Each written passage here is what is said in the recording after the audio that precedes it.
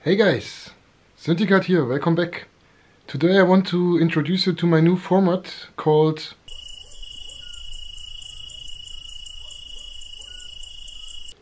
right now I got no name. So if you got any good suggestions, just let me know in the comments below and I'm gonna pick the idea I like the most. But first of all, let me explain what it is all about. Lately I uploaded a lot of patches showing my results with VCV Rec, and a lot of people asked me afterwards how I made this exact sound or how I start doing my patches. So I came up with the idea to talk with you a little bit about my patches before I show the result. But I don't want to talk about hours about subtractive synthesis or like basics of synthesis. I don't want to make like a big tutorial out of it where you have to watch like hours of material.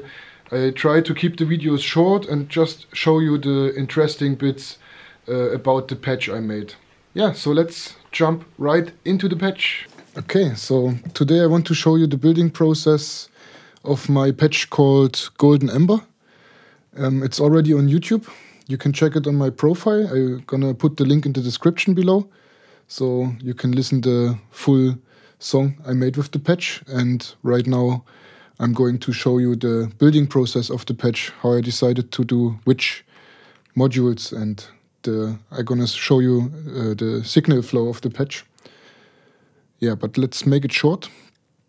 Let's jump right into the patch. So for this patch, I decided to start with building a classical polyphonic patch, like a polyphonic subtractive synth patch. And I decided for the Gratrix modules because they have this 6 voices already. It's really nice. So instead of 6 times a VCO or 6 times a filter, I just have one module, and this one module got already 6 voices. So I built it like pretty basic. I got the MIDI control, Gratrix. So it's called MIDI C1. It's a MIDI to CV interface where we got our gate inputs for 6 voices and our voltage per octave input for 6 voices. And I just routed it classical to, so we got our VCO in the beginning, sending out saw.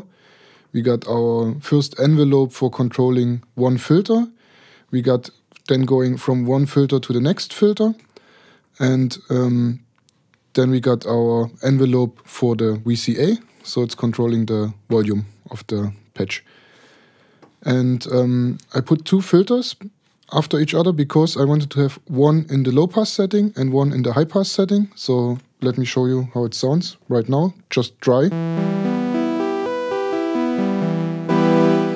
So now I got the possibility to use the low pass filter to make it more dump.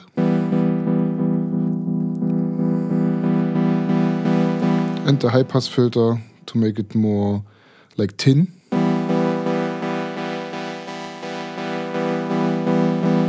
Okay.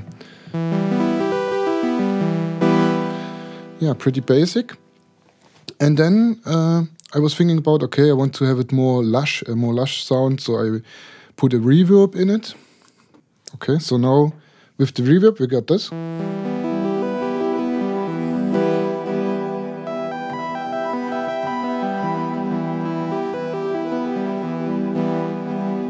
Okay, and I used the texture synthesizer for make the reverb. What's also really cool in this is that we also have like we can set a big pre-delay. So it's kind of like we have the dry signal, then a short delay, and then the reverb. So this is like a classical patch what you can play with the MIDI keyboard. And then I wanted to do it self-playing. So I don't want it to have it played by the keyboard. I wanted to make like a generative patch out of it. So then I decided, okay, how can I make it generative? I want to make it self-playing. And I was thinking about let's talk about the gates, how I trigger the gates from all the envelopes, one for the filter and one for the VCA. And I decided to go for the topograph modules because it's fitting really nice in this patch. We have this 3 outputs on one topograph where we send out like rhythmical gates, like rhythmic sequences. And with these 2 topographs, we get our 6 voices, basically, like the Gradrix modules have. And I sent from the topographs, I sent a gate to the envelopes, and yeah, to both envelopes. That's it. That's basically it. And the topograph, they have this like rhythmical like patterns saved in it, and I'm going through these patterns randomly. So I go through the map X by the soy module. It's just generating a random voltage, and I use the soy utils to get it in the right scale. And then I send the the control voltage to the topograph map X on both topographs. So they are all the time changing the patterns, what they sending out on the trigger outputs here. Okay.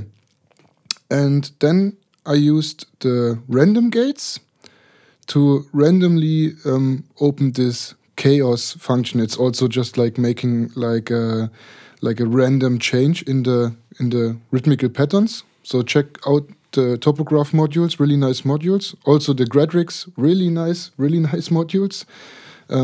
Big thumbs up for Gradrix and Valley. I really like the combination of both together here. And yeah, then I just have a simple clock. This clock is driving the tempo of the topographs. The only setting is that you have to start the topograph manually run with the switches we see here. Okay, so that's like basically the gate section, what is controlling the gates of the patch I showed you playing by the keyboard. And then I was thinking about the melody part of it, because now it's just like 6 notes. They are static, and we have our gates. So, but now let's talk about how I did the melody going. So I used this from DBIS. He got this really cool chord module where you send a control voltage input. That's basically the fundamental of the chords. And then it's generating a chord out of this fundamental. So you got this 8 outputs here. And this is the CV outputs for the single notes of the chord. And I used the first 6 to go into the volt per octave of the VCO to control the melody.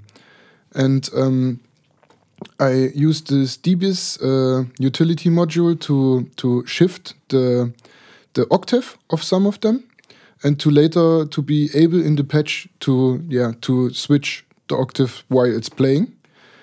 And so the input, what is sending into the DBIS, is coming from the random again. So we go from the random generator into an attenuator to just set up the amount, how much it's going into our sample and hold. And the sample and hold sending it into our quantizer module from DBIS, and the quantizer is sending it into the input from our chord module. So we get the quantized control voltage, where we can set up our root node and our scale, and this is going into the chord modules. Okay, so on this point I can start the sequence by the topograph. Now it's already sounding close to the patch I made on the final result. But we now have this reverb, and this reverb, let me stop. Yeah, and now it's just playing one note, by the way.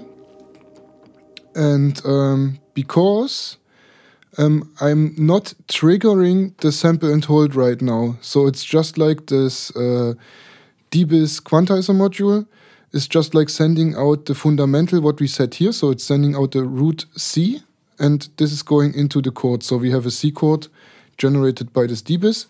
But now I wanted to change these chords by a different amount, by a certain amount of time. So I used this random output sent into the attenuator, through the sample and hold into the input of this quantizer. And now I got the mutes between this trigger input, so now it's just muted. So when I play it, it's just playing one chord all the time. And when I run it again and unmute the mutes, you will hear it's the sample and hold receiving a trigger, and this trigger is letting through like different amounts, or like holding the amount what is going into the sample and hold, and this is doing the chord change. Let's see. Let's hear this. So when I unmute now, we're gonna hear with the next trigger it will change to the next chord.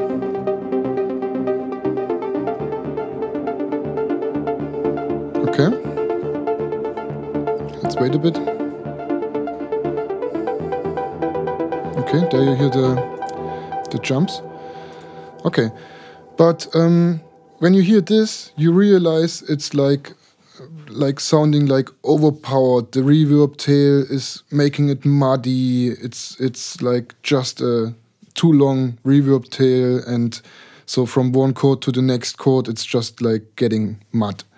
So to avoid this, I used LFO to blend the reverb in and out, and also I changed the release of the envelopes from the filter and from the envelope for the VCA, and I moved this by LFO. So let me show you this next step, and it's also like the last step. Okay, so now we got the LFO. It's the from NYSTHI. By the way, also really great modules. I have them in every single patch. And I use this LFO to control the release. So you see, from the LFO, we go into the attenuator to set up the amount. And from the attenuator, I go into the release. And I see right now here, I also went into the attack. So I'm changing the envelope. I'm making it more short, and sometimes it got like a longer attack and a shorter attack. So it's moving the times of the attack and the release time. And also you can see here the green cable. It's coming also from the attenuator going into the envelope 2. And this is the envelope for the volume. So, and I increasing and decreasing the release time of the sound. And also I move, let me show you this. I go into an attenuator with this LFO control voltage, and I'm sending this one into the blend input to control the dry wet, let's call it dry wet, of the reverb. And now it has this like kind of up and downward movement, where we have like a dry signal, then it's going into a wet signal more and more, and coming back into the dry signal. And also when it's going into the wet signal, it's like opening the release of the envelopes. So we have, in the beginning, we have like shorter notes, and they get longer, and the reverb is coming onto it. Okay, let me show you this.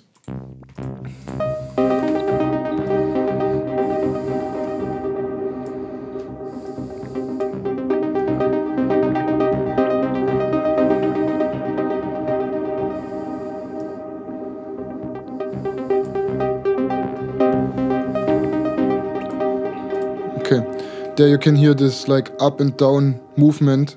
The sound it's sounding a bit like it's coming closer and it's going more far away all the time, back and forward. That's what I really like on this patch, what it's making it like breathe. And I forgot one last thing. I used this counter mechanical chaos source. It's also like a random generator with a lot of nice different like random amount outputs. Let's call it like this. Check out the modules of Wold, really nice modules as well. Yeah, let's say typically I've like my favorite modules in this patch. Maybe some are not in it, but the most favorite modules I have in this patch. And I'm using this random source to change the frequency cutoff point from the filter. And also I crank up the resonance sometimes. You see how it's flickering in the inputs here on the frequency and from the resonance. And this is making this like sweeps in high frequencies. You can hear it when I run the patch again. You hear like this, like it's, I don't know how to call it right now. But it remembers me like you're in the rainforest and you hear like bird noises or something. Let's listen it.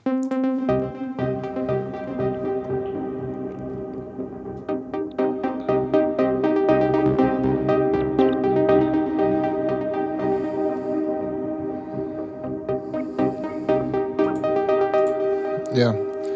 And right now we all the time just listen one chord because the mutes, I mute the trigger to the sample and hold, so it's not changing the chords right now.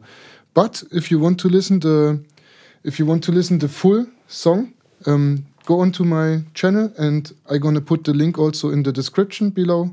So check out the full patch. I hope you could learn something with this. It's not like a big tutorial because it would take so long time to make a tutorial about this patch, about every module. I just wanted to show my workflow and how I build up the patch, like the signal flow, and how to get it from the start to my finished idea. Yeah, I hope you like this new series. I try to make this every week or every 2 weeks, as how much I can. I try to be fast and consequent, but yeah, bear with me if I don't make it every week. But I try my best for you to make a lot of videos like this one. And if you get any suggestions for the name for the series, please let me know. And if you get any suggestions about the patch, like other ideas maybe to make it better, or for the next, what ideas for the next patch I should show, just let me know. And I hope you like it. Subscribe, leave a like, and yeah, happy patching. See you next time. Bye.